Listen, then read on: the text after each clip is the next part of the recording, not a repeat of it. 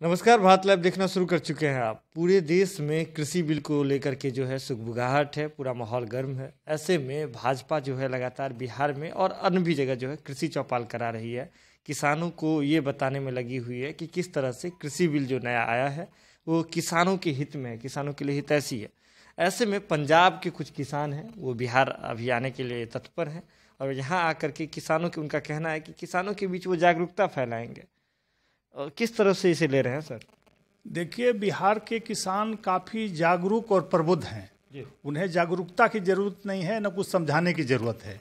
क्योंकि यह किसान आंदोलन केवल पंजाब और हरियाणा तक सिमट के रह गया है, वहीं के लोग ज़्यादा चिंतित हैं। लेकिन उन्हें यह बताना चाहिए कि एक किसके इस बहकावे में कर रहे हैं, किसके बरगलाने पर इस तरह की राजनीति कर रहे हैं। क्योंकि यह बिल कांग्रेस पार्टी भी लाना चाहती थी और उसको हमने ला कर दिखाया। कांग्रेस केवल बहलावा कर रही थी कि हम लाएंगे, और किसान हित में हमारे आदरणीय प्रधानमंत्री ने यह बिल लाया है और निश्चित रूप से पूरे देश में स्वागत हो रहा है। कुछ एक नेताओं को कह दीजिए, जो हमारे मंत्री ने भी कहा कि कहीं न कहीं से वो प्रभावित होकर के इस तरह की राजनीति कर रहे हैं, किसानों को बरगलाने का काम कर रहे हैं। इसे कहीं जन समर्थन नहीं मिल रहा है और बिहार में निश्चित रूप से इसको नकार दिया है किसानों ने। आपने देखा कि इसी डर से तेजस्वी यादव फील्ड छोड़कर भाग गए थे बंद के दिन में। किसान के पक्ष में जो बंद हुआ था, तेजस्वी जी भाग गए थे। तो समझ लीजिए, किसान चाहते हैं कि ये बिल लागू हो और जो बरगलाने की स्थिति है वो नहीं चलेगी, क्योंकि किसान जानते हैं कि किसमें इनका हित है। अगर हम सामान कहीं भी इंडिया में बेच लें तो उसमें क्या गलत है? हमको अच्छा दाम मिलता है तो अच्छी बात है। लेकिन पहले प्रतिबद्धता थी कि आप मार्केट में ही बेचेंगे। अब आपकी इच्छा है कि मंडी में बेचे चाहे बाहर बेचे, तो ये तो बहुत स्वागत है कदम है। और निश्चित रूप से किसानों की आय दुगनी कैसे होगी, इस पर चिंतन करना चाहिए। प्रधानमंत्री को सकारात्मक कार्यों में सहयोग करना चाहिए। केवल विपक्ष का काम यह नहीं कि विरोध करे, कुछ अच्छे भी काम और किसान के हित के लिए कहीं कहीं सरकार को सहयोग करना चाहिए। लेकिन कहीं ना कहीं किसान संगठनों का ये कहना है कि मंडी से बाहर बेचने पर जो है टैक्स से फ्री रखा गया है। तो ऐसे में ये जो पूरा जो सिस्टम है, कृषि की जो व्यवस्था है, चंद कॉरपोरेट के हाथों में चली जाएगी। ना ऐसी क्या बात है भाई? जब हमको टैक्स नहीं लगेगा तो ये तो हमको फायदा होगा, किसानों को फायदा होगा। टैक्स नहीं लगना तो अच्छी बात है। टैक्स व्यापारियों के लिए नहीं लगेगा सर? ना, व्यापारियों को नहीं लगेगा, किसानों पर भी तो जाता है वो। जब वो टैक्स व्यापारी देंगे तो किसान पर कम दाम देंगे, स्वाभाविक है।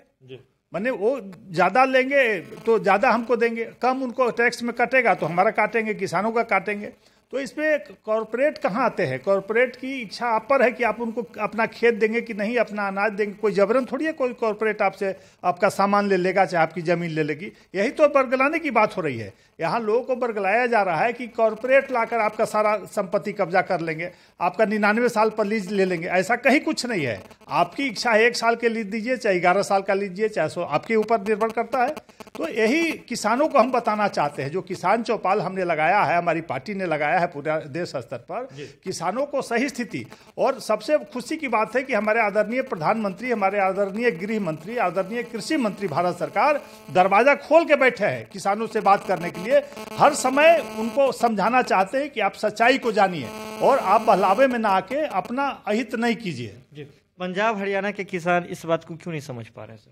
वही तो मैं कर रहा हूँ। कहीं न कहीं से उनका पर्सनल इंटरेस्ट है, उनको कहीं न कहीं से बरगलाया जा रहा है। और उसमें कहीं से न कहीं से जो कांग्रेस की सरकार है पंजाब में, उसका अहम रोल है। वो जानबूझ करके किसानों को कहीं कहीं से फंडिंग करके और बाहर से फंडिंग लाके उनको प्रभावित कर रही है और उनको गलत रास्ते पर ले जाने का काम कर रही है।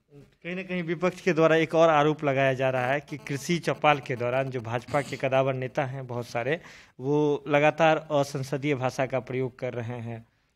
नहीं, ऐसी बात नहीं है। असंसदीय भाषा का भाजपा में कहीं जगह नहीं है और हमारा गठबंधन भी इस धर्म को निभाता है। असंसदीय भाषा के लिए तो पूरे भारत में और बिहार में विख्यात है। राजद और कांग्रेस के नेता रहे हैं, अभी लगातार देखेंगे। दिग्विजय सिंह जी, जयराम रमेश जी, चाहे वो कौन थे, मणिशंकर रैयर, ये लोग असंसदीय भाषा के लिए प्रचलित हैं। हमारे लोग तो काफ़ी सिस्टम में काम करते हैं, सभी अच्छे शब्दों का प्रयोग करते हैं। दरअसल ये बयान गिरिराज सिंह के दोगले वाले बयान के बाद आया था। देखिए, गिरिराज जी का ऐसा कुछ नहीं रहता। एक आध शब्द ठीक है, वो थोड़ा कटु बोलते हैं, असंसदीय नहीं बोलते हैं, कटु बोलते हैं जिन लोगों को पसंद नहीं है।